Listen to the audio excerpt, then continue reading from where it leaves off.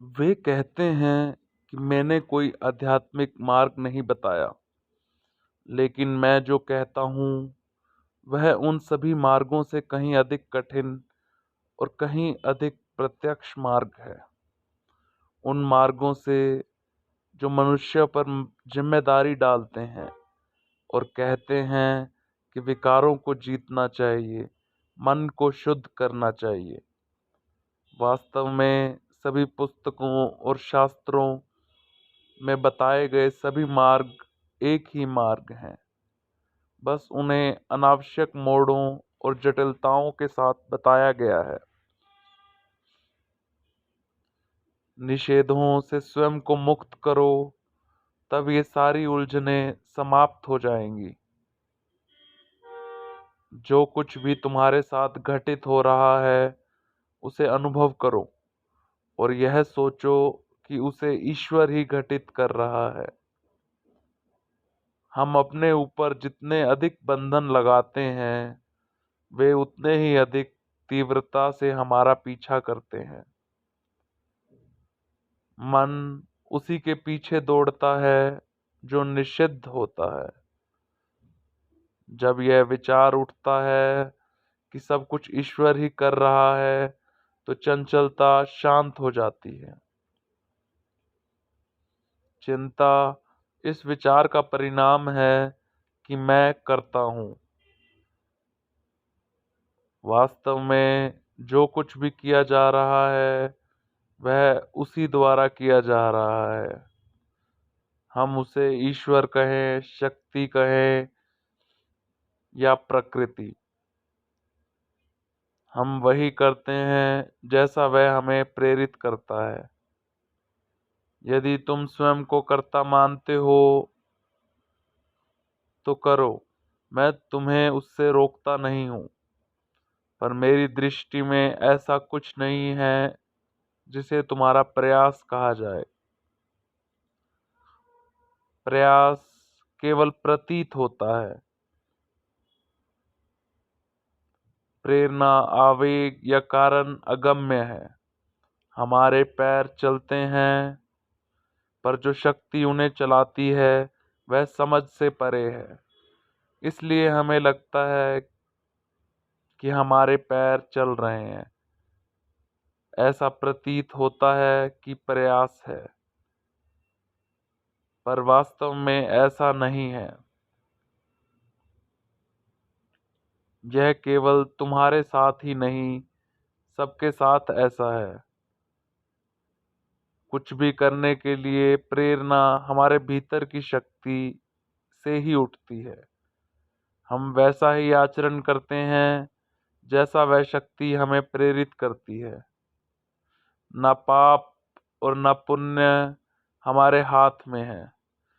जो इस संपूर्ण सृष्टि को चला रहा है वही शक्ति है, वही ब्रह्म है। वही तुम्हें कहानी लिखने के लिए प्रेरित करती है, वही किसी और से कुछ और करवा सकती है। वही एकमात्र शक्ति है, वही एकमात्र ब्रह्म है, जो किसी भी कर्ता को कुछ भी करने में सक्षम बनाती है। मुझे नहीं लगता कि ऐसी पहल एक से अधिक है। जीवन में महान आनंद है यदि धैर्य हो। यह अभ्यास किया हुआ धैर्य नहीं, बल्कि स्वाभाविक धैर्य होना चाहिए। जब धैर्य स्वाभाविक होता है तो दुख को दुख नहीं माना जाता। आनंद के साथ अनुभव किया गया दर्द दर्द नहीं रहता। इस नाटक में तुम्हारे लिए जो सुख और दुख निर्धारित है उनसे तुम बच नहीं सकते। तुम 100 संभावनाओं की कल्पना कर सकते हो, पर अंततः वही अनुभव करोगे जो तुम्हारे लिए निश्चित है। कोई ना तुमसे कुछ छीन सकता है और ना तुम्हें कुछ दे सकता है, सिवाय उसके जो तुम्हारे लिए निश्चित है। गिरना हो, बचाव हो या चोट, सबका एकमात्र कारण शक्ति है। कुछ भी हमारे हाथ में नहीं है, एक अदृश्य शक्ति तुम्हें चला रही है। उसका निर्णय अटल है।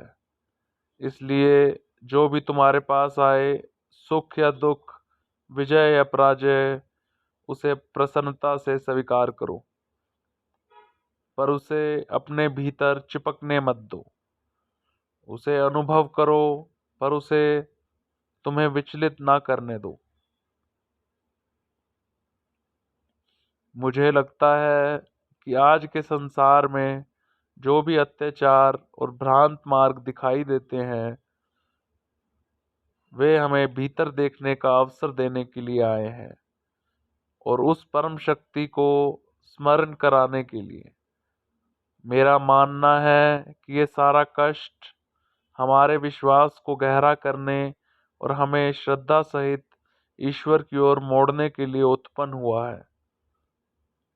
इस सृष्टि में जो कुछ भी घटित होता है, वह लोगों की इच्छाओं से निर्धारित नहीं होता। सौभाग्य और दुर्भाग्य दोनों ही द्वैत पर आधारित हमारी कल्पनाएं हैं। मोक्ष का मार्ग यह है कि कठिनाइयों को कठिनाई ना मानते हुए उन्हें प्रसन्नता से अनुभव किया जाए। यह सोचकर कि जो सब कुछ देता है वही हमें कठिनाइयाँ भी देता है। संतोष के साथ सब कुछ अनुभव करना ही मोक्ष का मार्ग है। जब आनंद पूर्वक अनुभव किया जाता है तो दुख दुख नहीं रहता। मैं और तुम, भीतर और बाहर, सुख और दुख का भेद, यह सब अज्ञान है। सबको एक रूप में देखना परम ज्ञान है। सृष्टि में द्वैत को देखना और उसकी एकता को ना अनुभव करना, यही भ्रम है। यहीं से समस्याएं उत्पन्न होती हैं। मेरा जीवन अनंत है, मेरा इतिहास सीमित है, कुछ भी मुझे ना सुखी करता है ना दुखी। मुझे अनुभव होता है कि मैं ही सब हूँ। इसका अर्थ अनसूया नहीं, बल्कि सब में स्थित मैं है। मैं माँ अनेक नहीं है, एक ही माँ है, जो अनेक माताओं के रूप में प्रकट हुई है। मैं वही मैं हूँ जो सभी मैं बन गया हूँ। मैं वही हूँ जिसके लिए कोई तुम नहीं है। मैं ही आदि हूँ, मैं ही अंत हूँ, यथार्थ ही मेरी अवस्था है। मैं अब कुछ और नहीं हूँ जो पहले नहीं था।